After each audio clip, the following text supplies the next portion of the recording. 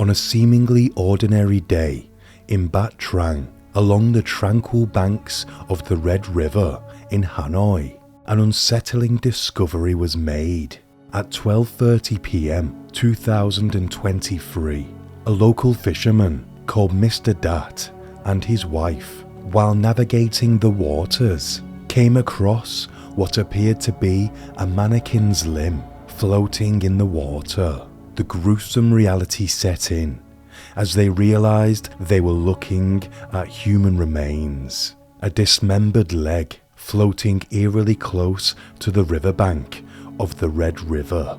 Just minutes later, there was another fisherman's sighting of a human head. Realizing the severity of the situation, Mr. Dat quickly contacted the police. As the day unfolded, more sinister clues emerged. A site marked with fresh cement stains and swarming with flies was discovered. What began as a routine day on the Red River swiftly spiraled into a nightmare, unveiling a crime of sheer brutality. This case just seems like a needless tragedy. It's all the more chilling because it really does seem that it comes out of the blue and then escalates to almost unbelievable brutality. So tragic. But before we dive in, I want to let you know that I make videos weekly. So if you want to see my next one, please drop the video a like and subscribe if you are new. It really helps me out. Thank you. This video is created solely for educational and documentary purposes. It does not endorse or condone the criminal actions described within.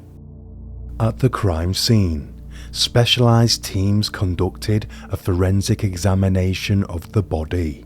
It was a horrifying scene, with the victim found dismembered into several pieces. The police, through their investigation at the scene, determined that the body was that of a young woman, approximately 20 years of age. She was found unclothed and in an advanced state of decomposition. The medical examination revealed a grim cause of death, acute blood loss, resulting from 2 lethal stab wounds. One had pierced the upper lobe of her right lung, and the other had penetrated the heart's wall. She would have bled out quickly. The Hanoi police stated that the perpetrator, in an attempt to hide their heinous crime, not only killed the victim, but also went to lengths to eliminate any means of identification. They dismembered the body, disposed of it in the Red River, and took away all personal identification documents, significantly hindering efforts to identify the victim. But within a mere 24 hours, the investigation made a crucial breakthrough. The victim was identified as 17-year-old Ho Yen Ni. She was a freelance model, known for her friendly and sociable demeanor. Ni had recently made a mark in the beauty pageant world. In January 2023, she clinched the second runner-up position in the prestigious Miss Vietnam contest. Beyond her modeling pursuits, Ni was also a student at the Hanoi University of Theatre and Cinema. She dreamed of one day moving into the world of acting. Despite her success in the pageant, Ni's modelling career didn't witness many significant milestones afterwards, although it was only a short while ago. Instead, she chose to engage in volunteer work, a reflection of her caring nature. On her personal social media, Ni remained private, rarely divulging details about her personal life. She did, though, once express a quote, saying, "I carry a loving heart within me, spreading it and touching other loving hearts. I feel grateful and appreciate the beautiful relationships in this life." Understanding the importance of swift identification in solving the case, investigators immediately set to work. With her identity confirmed, they began piecing together Nee's relationships to narrow down potential suspects. A key moment in the investigation came with the analysis of surveillance footage, leading to the identification of the suspect, Taidu Khan. Police meticulously tracked Khan's movements, from leaving an apartment to his arrival at the Gap Bat bus station, heading towards Tai Bin. The Hanoi police were searching across multiple areas for Khan. They knew that he had fled the crime scene on a bus heading to Tai Bin, but he could be anywhere by now. Khan was a 38-year-old married man with 3 kids, but he was deemed by the officers to be Nee's boyfriend. He worked in a copper engraving factory owned by his wife's parents. So why is he risking his entire life for a relationship with a 17-year-old? And how did things get so bad so quickly? The officers distributed photos and information about the suspect to the border gates, taking measures to prevent any possibility of Khan fleeing the country. The case's severity prompted the mobilization of hundreds of Hanoi police officers, a testament to the extensive efforts invested in bringing the perpetrator to justice. On the night of October 14th, authorities located Khan in his residence at Dong Tai Commune, a province in Tai Bin. In a coordinated effort, the Hanoi police and the Tai Bin provincial police meticulously planned Khan's arrest. Their primary objectives were to ensure the safety of their team and preserve Khan's life for further investigation. The arrest operation faced a tense moment when, upon entering Khan's house, the police team found him in a state of panic. Hiding under a bed and armed with a knife, Khan stabbed himself in the neck, chest and abdomen. Quick action was required to save his life, and he was rushed to hospital where he eventually made a recovery. While in hospital custody, Khan admitted to the murder of Nee, confessing that he dismembered her body in an attempt to destroy any evidence of the crime.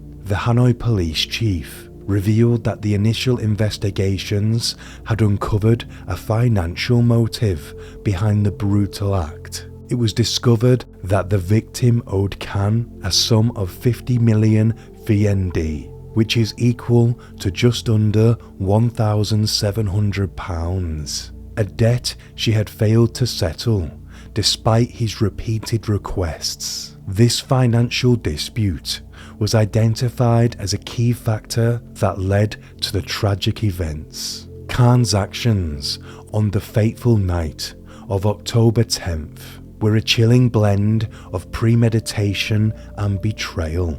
Consumed with anger over the unsettled debt, Khan chose a path of sinister calculation rather than immediate confrontation. Both himself and Nee had a dinner together that evening at a nice restaurant, a seemingly normal occurrence given their intimate relationship. Khan had confessed to being her boyfriend since the beginning of the year. The normalcy of their dinner date masked his dark intentions. Khan had carefully orchestrated the evening, ensuring that his wife and children would not be at their shared apartment. It was at this very apartment that Khan and Nee went to after their meal, a setting familiar and safe, and this is where he would carry out his harrowing plan. The trust and closeness they shared, as highlighted by Khan's admission of their relationship, only serve to underscore the heinous nature of his following actions. When they got to the apartment, the conversation about the debt came up again. Then, In a horrifying turn of events, Khan resorted to brutal violence against Ni. Armed with a large fruit knife, he inflicted 5 fatal stab wounds on the victim, stabbing her in the lung and the heart. This quickly led to her untimely demise. Now this is where I am not sure what really happened. Did he bring her back to the flat just to kill her? Or is this murder far more spontaneous and he just flew into some kind of rage? What makes me question this is what he did next. The gruesome act continued, with Ni dead and bleeding out on the floor. Khan then dragged her body into the bathroom, where he committed an even more macabre act. He grabbed a larger knife from the kitchen and proceeded to dismember her body, a task marked by chilling precision and detachment. He cut her into 4 pieces, her 2 legs, torso and head. Upon completing this gruesome act, Khan placed all the dismembered body parts into a white foam box. He meticulously sealed the box with tape, attempting to conceal the horrifying evidence of his crime. Khan's account reveals a chillingly calculated disposal of the evidence. After cleaning the apartment, he contacted Longbine Taxi Company, hiring a car driven by a driver called Mr. T. He first asked him to carry the foam box out of his apartment to the car, as can be seen here. Khan then directed the driver to transport him and the box to Ban Temple in Gyankao village. Upon reaching the steps near the Red River, Khan instructed Mr. T to halt the vehicle. He requested assistance again in carrying the foam box down the steps, whilst maintaining a facade of normalcy. Once the driver departed, Khan was left alone to execute the final phase of his grim plan. In solitude, he carried the foam box to the Red River. There, Khan disposed of Ni's remains in a macabre manner. He threw her legs and head into the river, while burying her torso at the river's edge, as can be seen here. This act marked the culmination of Khan's heinous crime, revealing the depths of his callousness and disregard for human life. Continuing his efforts to cover up the crime, Khan summoned the driver Mr. T for another trip, this time returning to his apartment. After reaching his residence, Khan took his motorbike to Tan Tree Bridge. There, he disposed of Ni's 2 phones into the Red River, erasing potential digital traces. He then concealed her handbag and sandals at a boarding house in Village 2, Bat Trang Commune, further distancing the evidence from the crime scene. On October 12th, haunted by the fear of discovery, Khan bought a large amount of cement intended to conceal Ni's body more effectively. Approaching the burial site, he was deterred by a large crowd, forcing him to abort his plan temporarily. However, undeterred, Khan returned the next morning, pouring cement over the area where he had buried Ni's body, in a desperate attempt to obscure his gruesome act. The plot took a turn on October 13th.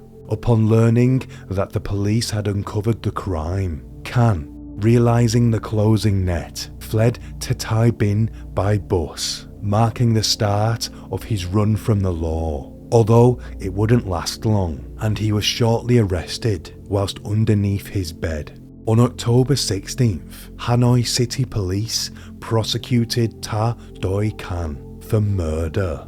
The authorities are still investigating and clarifying whether or not Khan committed other acts, such as robbery or forcing himself on Ni. Lawyer Tran Hoi Vu, director of the AEC law firm, provided a stark assessment of suspect Khan's grim fate. He pointed out that it was a cold-blooded murder that qualified for the gravest penalty under the law, the death sentence. He described Can's behaviour as both hooliganism and barbaric, clearly constituting the crime of murder. As such, he believes Can faces severe legal repercussions for his heinous actions. One last question about this case. Was the taxi driver, Mr. T, criminally involved in the disposal of Nee's body? Did he know what was in the box, or was he simply doing his job? I hope this will come to light as the case develops. Thank you for watching. Until next time, stay sane.